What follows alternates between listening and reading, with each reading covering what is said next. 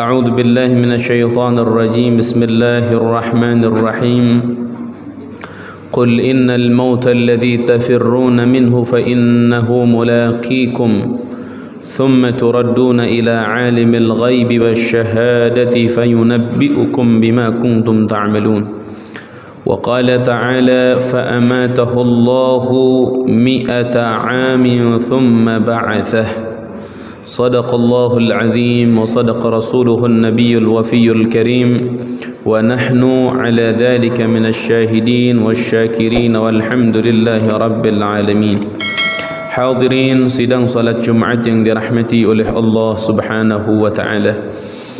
Pertama-tama marilah kita panjatkan puja serta puji dan rasa syukur kita ke hadirat Allah Subhanahu wa taala yang sampai detik ini Allah memberikan beribu-ribu nikmat iman, nikmat Islam dan nikmat sihat wal afiat, nikmat kita bisa beribadah kepada Allah Subhanahu wa taala. Mudah-mudahan nikmat ini menjadi penyebab kelak kita mendapatkan nikmat terbesarnya, yaitu ditempatkannya kita oleh Allah di dalam surganya dengan penuh kenikmatan daripadanya. Amin ya rabbal alamin. Salawat beserta salam semoga senantiasa tercurah limpah kepada baginda Rasulullah sallallahu alaihi wasallam, kepada para keluarganya Nabi, sahabatnya Nabi dan para pengikutnya Nabi Muhammad sallallahu alaihi wasallam hingga kita saat ini dan para pengikut yang akan datang. Hadirin sidang salat Jumat yang dirahmati oleh Allah.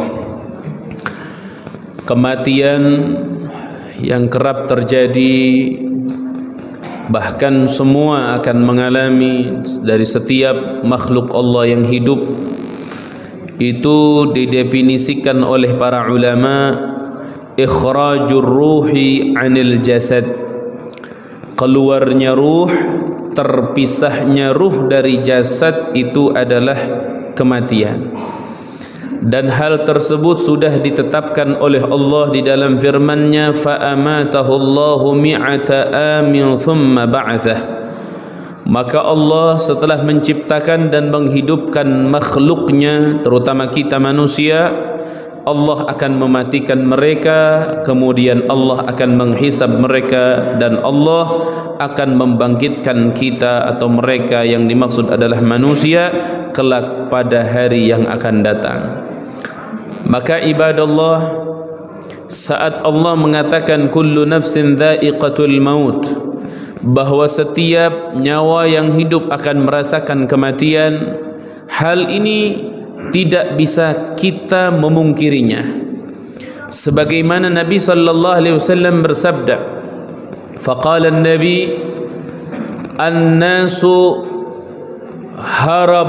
haraban nasu min rizqihim, yang artinya manusia itu apabila lari dari rezeki mereka seperti mereka lari dari kematian mereka, kata Nabi, niscaya rezeki itu akan menghampiri mereka sebagaimana kematian itu akan menghampiri mereka. Maka ibadallah, di dalam hadis riwayat Abi Hurairah radhiyallahu taala anhu diceritakan saat orang yang baik, orang yang beriman, orang yang Islam, mereka diangkat dan diambil ruhnya oleh Allah Subhanahu wa taala, disambut oleh penghuni langit seraya mereka berkata marhaban birruhil malihah, selamat datang dengan ruh yang begitu indah, raihatuhu hasanah, wanginya itu sangat bagus. Mereka menyambutnya sehingga Allah mengatakan tempatkanlah ruh itu di tempat yang sempurna yang dikatakan illiyin. Namun sebaliknya ibadallah, saat ruh dari orang yang buruk dicabut, maka ruh itu baunya luar biasa. Sampai-sampai penghuni langit saling berkata satu sama lain, ini adalah ruh yang sangat buruk keluar daripada jasad yang sangat buruk. Satu sama lain di antara mereka bertanya, bagaimana ruh ini bisa buruk? Bagaimana ruh ini tidak baik?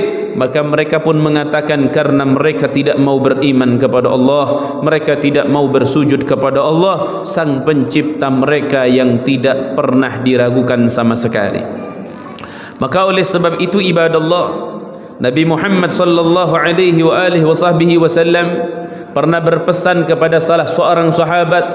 Nabi mengatakan, ya rajul, wahai lelaki, udhkuril maut fi salatik, ingatlah kematian di dalam salatmu. Wadhkur hadhimil lazzat, dan kamu selalulah mengingat akan sesuatu yang memutuskan daripada kenikmatan dunia.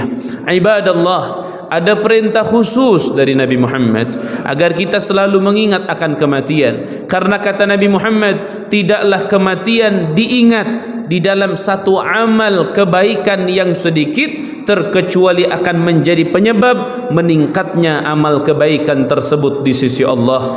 Dan tidaklah diingat kematian itu bagi orang-orang yang memperbanyak maksiat, kecuali dengan mengingat kematian, maksiat itu akan semakin sedikit. Hikmah yang terkandung di dalam mengingat kematian, ibadallah, begitu luar biasanya. Makanya dahulu ada seorang laki-laki bertanya kepada Rasulullah sallallahu alaihi wasallam, ya Rasulullah, andaikan aku mengingat kematian, aku selalu berfikir bahwa aku tidak membutuhkan kehidupan ini.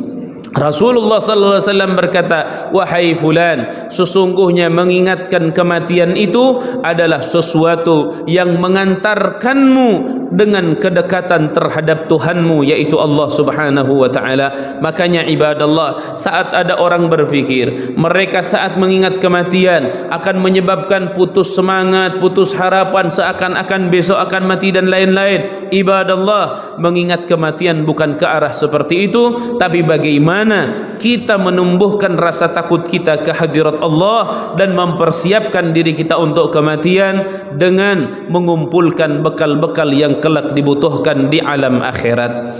Kenapa demikian? Nabi sallallahu alaihi wasallam mengatakan, al-mautu awwalu manazil min manazilil akhirah. Perjalanan manusia sampai kepada alam akhirat berawal dari kematian, ibadallah. Maka itu tidak bisa dipungkiri, ibadallah. Hal itu akan terjadi kepada kita, ibadallah. Bahkan Allah Subhanahu wa taala sudah menyampaikan, qul innal mauta alladhi tafirruna minhu fa innahu mulaqikum. Wahai Rasul utusanku, sampaikan kepada segenap umat bahwa kematian yang mereka senantiasa berlari-lari, mereka kabur-kaburan dari kematian, mereka terus kabur daripada kematian, sungguh kematian itu semakin dekat dan akan menghampiri mereka. Dimanapun mereka berada pasti akan meninggal dunia.